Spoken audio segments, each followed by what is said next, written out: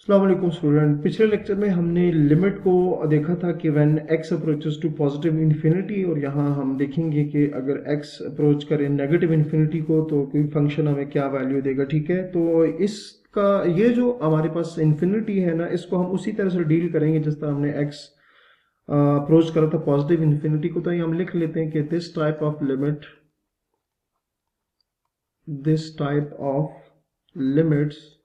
Limits are handled in the same way as limits as x approaches to infinity। मतलब दोनों का concept same ही है। वहां हम पॉजिटिव वैल्यू की तरफ जो थे इंक्रीज कर रहे थे, यहाँ पर हम नेगेटिव वैल्यू की तरफ जो है वो इंक्रीज करेंगे। ठीक है, तो इसमें भी हमारे पास आंसर क्या आएगा जो होगा, दैट इज मतलब ये भी वही उसी तरह से है कि हम इसमें भी वही बात करेंगे कि लिमिट जो होगी हमारे पास वो आएगी x approaches to negative infinity. अगर फंक्शन मेरे पास वही आ जाए तो इस केस में भी हमारे पास क्या होगा, आंसर जो है वो जो है वो उसी की तरफ आएगा, जीरो जीरो ही आएगा। अच्छा, अब इस चीज को थोड़ा सा देख भी लेते हैं हम। जैसे इस वेरीफाई किया था हमने पिछले में, तो इधर भी वेरीफाई कर लेते हैं कि f ऑफ x हमारे पास है 1/x। ठीक है, और x जो है वो आपके पास नेगेटिव इन्फिनिटी की तरफ अप्रोच कर रहा है। तो उसके लिए फिर अगेन चलो मैं नेक्स्ट स्क्रीन पे यूज करता हूँ। f of x is equals to 1/x है। वैल्यू हम नेगेटिव है तो -1 यूज करेंगे सबसे पहले। तो आपके पास f of -1 will be equals to -1/1, जिसका मतलब होगा -1। ठीक है, -2 पुट कर दें तो f of -2 will be equals to 1/-2, 1/-2। तो इसका जो आंसर है वो हमारे पास उसी तरह से आएगा -0.5,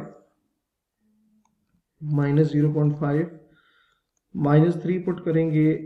f ऑफ -3 1/-3, तो -3 पर पुट करने से आंसर जो है वो -0.33 मिलेगा, -0.33 मिलेगा। -4 पुट कर देते हैं तो f ऑफ -4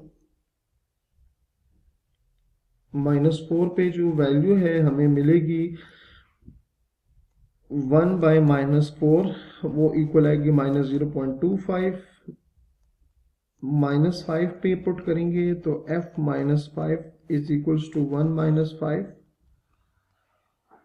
-5 पे जी वैल्यू जो है वो मिल जाएगी -0.2 मिल जाएगी। ठीक है, और इसमें वही तरह आप बिहेवियर देख सकते हैं कि जैसे हम x की जो वैल्यू है ना, ये x है बेसिकली, वो अप्रोच करी नेगेटिव इन्फिनिटी की तरफ। देख सकते हैं ना, x जो है नेगेटिव इन्फिनिटी की तरफ अप्रोच करे तो आपका जो आंसर है वो किसकी तरफ अप्रोच करे, वो भी जीरो की तरफ। देखिए -1, फिर है -0.5, फिर -0.3। वैल्यू क्या कर रही है, जीरो की तरफ मूव करती जा रही, शिफ्ट होती जा रही है जीरो की तरफ। ठीक है, तो इसलिए फिर हमने कहा कि इससे कोई फर्क नहीं पड़ता कि आपका जो लिमिट है वो x अप्रोच करिए पॉजिटिव इन्फिनिटी को या नेगेटिव इन्फिनिटी को, दोनों केसेस में जो आंसर आएगा वो क्या आएगा, जीरो आएगा।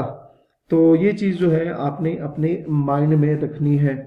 अच्छा, अब इसी से रिलेटेड हमारे पास एक थ्योरम है। थ्योरम की स्टेटमेंट आपको मैं लिख के दे देता हूँ। थ्योरम क्या है, let p be a positive rational number, let p be a positive let p be a positive rational number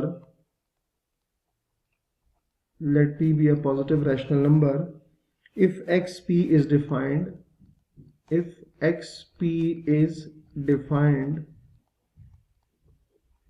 if xp is defined then limit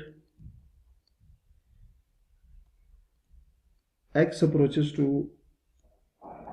positive infinity a by xp is equals to 0 and limit x approaches to minus infinity a by xp is equals to 0। ठीक है, ये हमारे पास एक है। और where a is any, where a is any real number, any real number, ठीक हो गया। अच्छा, ये स्टेटमेंट कुछ इस तरह से है कि अगर p आपके पास पॉजिटिव रैशनल नंबर है, ठीक है, पॉजिटिव है, रैशनल नंबर है, रैशनल नंबर भी आपको पता है, पॉजिटिव का तो आपको पता ही है, पॉजिटिव रैशनल नंबर है अगर आपके पास, लेट्स से, तो पॉजिटिव रैशनल नंबर अगर p हो और xp डिफाइंड हो, xp डिफाइंड होने का क्या मतलब है कि उसके कोई ना कोई वैलिड आंसर आ रहा हो, तो उस केस में अगर आपका x अप्रोच करे इन्फिनिटी को, ठीक है, अगर आपका x अप्रोच करे इन्फिनिटी को, तो उसका आंसर भी क्या आएगा, 0 आएगा, ठीक है। जैसे कि, और a जो है आपके पास कोई भी रियल नंबर है। अब हम ये ऑलरेडी डिस्कस कर चुके हैं पिछले एग्जांपल में। फर्क क्या है इसमें, जस्ट देखिए 1/x था, वहां a से मतलब कोई रियल वैल्यू है, यहाँ p से मतलब पॉजिटिव इंटीजर है। पॉजिटिव बेसिकली क्या करेगा, उस नेगेटिव को, पॉजिटिव इंटीजर जो है, अगर x लेट से कोई इस तरह की वैल्यू आती है, इस केस में तो मसला नहीं होगा। अगर यहाँ पर वो नेगेटिव वैल्यू भी है ना, तो पॉजिटिव इंटीजर होने की वजह से, p पॉजिटिव रैशनल नंबर होने की वजह से, उस x को क्या करेगा, वो पॉजिटिव कर देगा और आंसर हमारे पास क्या आ जाएगा, वो इस तरह से, ठीक है। तो जब इस तरह की आपके पास सिचुएशन होगी तो दोनों केसेस में आंसर आएगा 0। तो ये मैं आपको एग्जांपल के थ्रू सिंप्लीफाई भी कर देता हूँ, समझा भी देता हूँ। अच्छा, एग्जांपल है हमारे पास, limit x approaches to plus minus infinity, ठीक है, प्लस माइनस इंफिनिटी, एग्जांपल,